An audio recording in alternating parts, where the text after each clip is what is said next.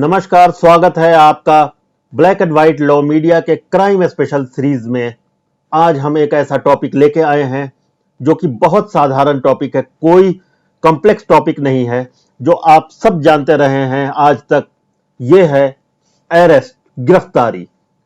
गिरफ्तारी एक ऐसा पहलू है जो हर इंसान के दिलों में डर भी पैदा करता है और ढारस भी पैदा करता है, विश्वास भी पैदा करता है कानून के समक्ष। गिरफ्तारी से एक साधारण व्यक्ति क्यों डरता है, यह एक बड़ी खास बात है। मुजरिम डरे, यह बहुत अच्छी बात है, लेकिन एक साधारण व्यक्ति क्यों डरता है? और यह हमेशा से डरते रहे, क्योंकि गिरफ्तारी की वजह से किसी भी व्यक्ति की आजादी छिन जाती है।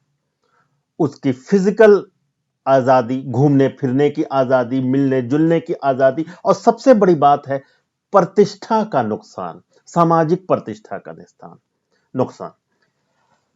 हमारे संविधान में, इन कॉन्स्टिट्यूशन ऑफ इंडिया, किसी भी व्यक्ति की आजादी को सबसे महत्व दिया गया है और हर वो कोशिश की जाती है कि फंडामेंटल राइट्स का वायलेशन न हो। अगर एक साधारण व्यक्ति अरेस्ट होता है, पुलिस अरेस्ट करती है, तो उसको सबसे बड़ा खौफ इसी बात का होता है। अगर आप मुजरिम नहीं हैं तो आपको डरने की कोई जरूरत नहीं है, क्योंकि हमारे कानून में ऐसे प्रावधान हैं कि किसी भी मासूम व्यक्ति को पुलिस परेशान नहीं कर सकती है अरेस्ट के द्वारा, अगर उसकी जरूरत नहीं है।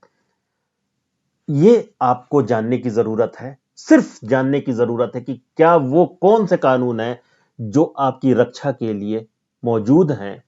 हां, इन कानूनों को प्रयोग करने के लिए एक अच्छे अधिवक्ता की, एक किसी जानकार लॉयर की जरूरत जरूर पड़ती है। थोड़ा सा हम इस सीरीज में अभी आज इस पहलू को जानते हैं कि आप कौन से वो कानून हैं जिनकी मदद से आप और आपके लॉयर आपको किसी भी प्रकार की हानि होने से बचा सकते हैं। हमारे संविधान की सबसे बड़ी एक महानता का उदाहरण देखिए। हमारा संविधान कहता है कि अगर कोई माइनर बच्ची, माइनर लड़की अगर अरेस्ट होकर रिमांड पे जेल जाती है तो सरकार उसे मुआवजा देगी। और अब हम देखते हैं आगे। देखिए, जो सबसे महत्वपूर्ण बात है, इलीगल अरेस्ट, अनजस्टिफाइड अरेस्ट, जिसकी जरूरत नहीं है, उसको रोकने की, किसी के साथ अतिक्रमण ना हो। आइए हम देखते हैं नेशनल पुलिस कमीशन की रिपोर्ट, तीसरे नेशनल पुलिस कमीशन की रिपोर्ट को। उसके डेटा से यह पता लगता है कि एक साल में जितने अरेस्ट पूरे देश में हुए हैं, जितनी गिरफ्तारियां हुई हैं, उसका 60% बेकार हैं, उसकी जरूरत नहीं थी, वो गलत हुए, पुलिस को अरेस्ट नहीं करना चाहिए था, सिर्फ 40% केसेस में अरेस्ट करना चाहिए था। एक और इसका प्रभाव पड़ता है, जेल के खर्चे 43.2% बढ़ गए।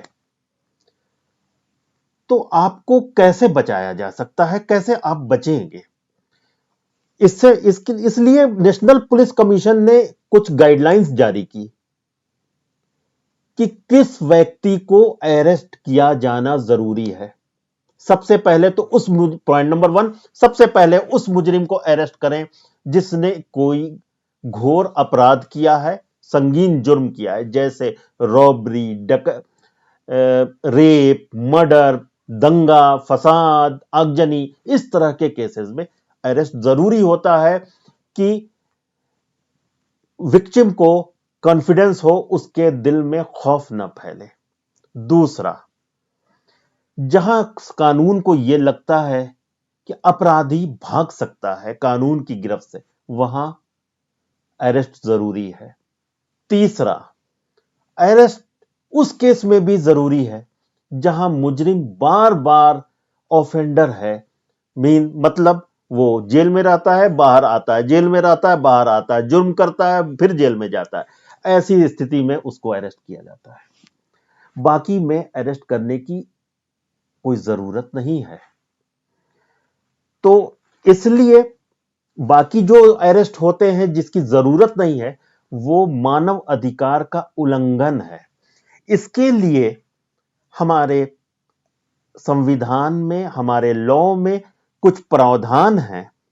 आर्टिकल 21 और 21A और हाई कोर्ट का डायरेक्शन 482 CRPC, ये तीनों मिलकर एक गाइडलाइन देते हैं कि अगर किसी व्यक्ति को पुलिस अरेस्ट करे तो क्या पुलिस की जिम्मेदारी है, यह ड्यूटी है कि पुलिस इस चीज का निर्वाह करे, वरना पुलिस संगीन जुर्म कर रही है।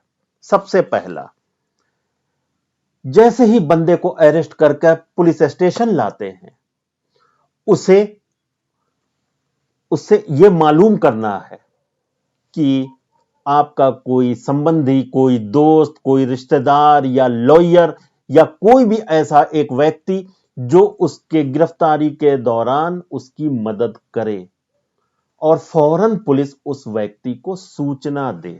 फिर पुलिस की अगली जिम्मेदारी बनती है कि वो अपनी पुलिस डायरी में उस व्यक्ति का नाम दर्ज करे जिसको सूचित किया जाना है अरेस्ट हुए बंदे की जानकारी देने के लिए।